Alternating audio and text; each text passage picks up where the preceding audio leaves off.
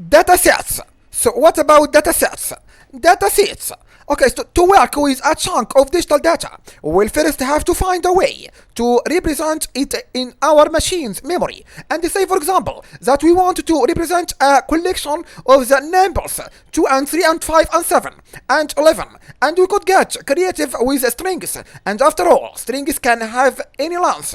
And so we can put a lot of data into them and use 2 and 3 and 5 and 7 and 11 and as our representation. But this is awkward, and you would have to somehow extract the digits and convert them back to numbers to access them. Unfortunately, JavaScript provides a data type specifically and for storing sequences of values, and is called an array, and is written as a list of values between square and brackets and separated by commas, like next example.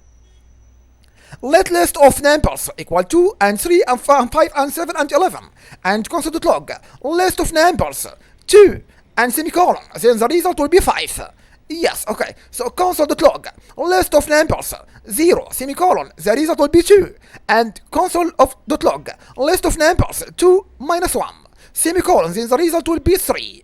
Okay, so the notation for getting at the elements inside an array also uses square brackets and a pair of square brackets immediately after an expression and with another expression inside of them.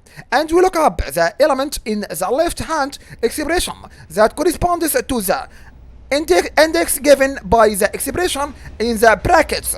And the first index of an array is 0, by the way, not 1. Not 1. Okay, so the first element is retrieved with list of numbers 0, and based counting has a long tradition in technology and in certain ways makes a lot of sense. But it takes some getting used to, and think of the index as the amount of items to skip and counting from the start of the array.